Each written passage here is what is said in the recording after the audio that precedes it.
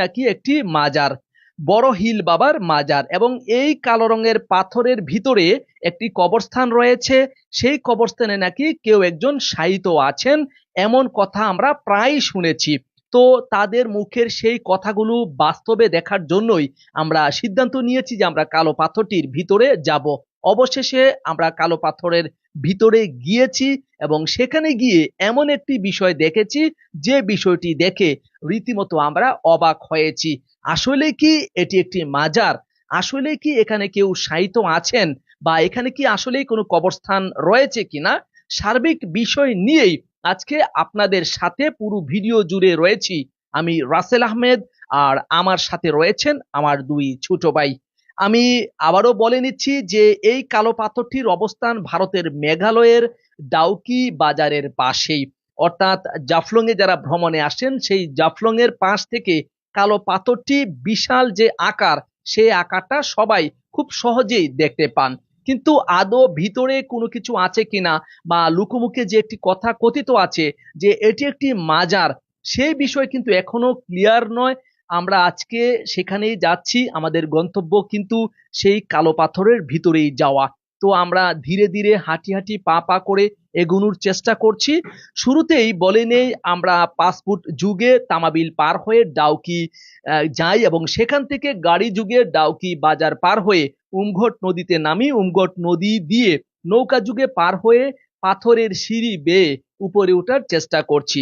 কেউ কেউ যদি আপনারা যেতে চান তাহলে কিন্তু ডাউকির উপরে যে ঝুলন্ত ব্রিজ, ডাউকি নদীর উপরে, সেই ঝুলন্ত ব্রিজ পাড়ি দিয়েও আপনারা যেতে পারবেন। তবে এখানে সাধারণ জনগণের প্রবেশ নিষেধাজ্ঞা রয়েছে। আমরা যে বিষয়টা আমরা দেখেছি, এখানকার স্থানীয় একজন তাকে সাথে নিয়েই আমরা ভিতরে গিয়েছি বা যাচ্ছি।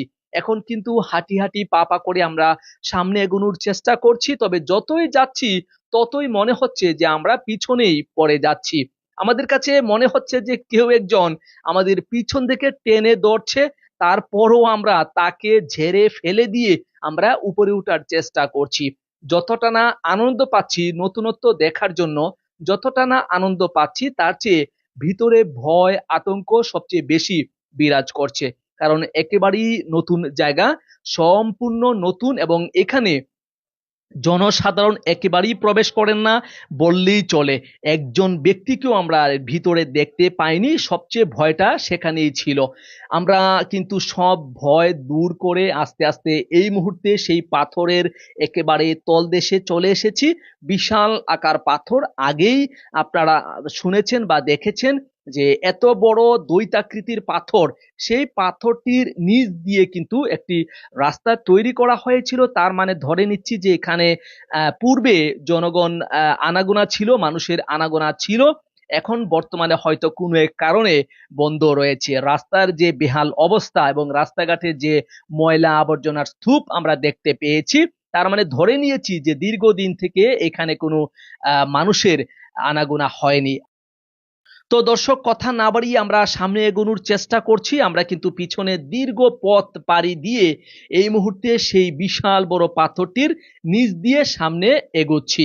আমার দুই ছোট ভাই তারা কিছুটা যাচ্ছে, কিছুটা ক্লান্ত হচ্ছে, মাঝে মাঝে আবার না যাওয়ার একটা ফোন দিয়েও আসছে। কিন্তু আজকে যেহেতু নিয়ত করেছি উপরে যাবই, সে বলছে যে এদিক দিয়ে যাওয়া সম্ভব নয়, কারণ রাস্তাটা একেবারেই ব্লক। তারপরেও আমি সাহস করে এখানে সামনে এগিয়ে দেখতে পাই যে একটা রাস্তা রয়েছে। হ্যাঁ, এই যে দেখুন একটা রাস্তা কিন্তু দেখা যাচ্ছে। আমরা কিন্তু এই সরু রাস্তাটা দিয়ে ভিতরে প্রবেশ করব। যেহেতু তারা ছোট, সাহস পাচ্ছিল না, সর্বপ্রথম আমি সাহস করে এই রাস্তাটা দিয়ে প্রবেশ করি।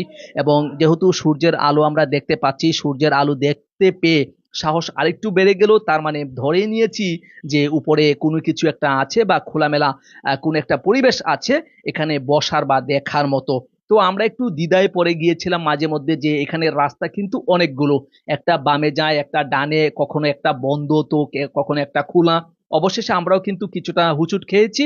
উপরে গিয়ে আবারও নিচে নামার চেষ্টা করছি, তার মানে উপরে যে রাস্তাটা ছিল সেটা বন্ধ। আমরা নিচে আবারও নেমেছি, নেমে আবারও দ্বিধায় পড়ে গেলাম, এখানে বামে একটা রাস্তা, ডানে একটা রাস্তা। আবারও বললাম যে যেহেতু আলো দেখা যাচ্ছে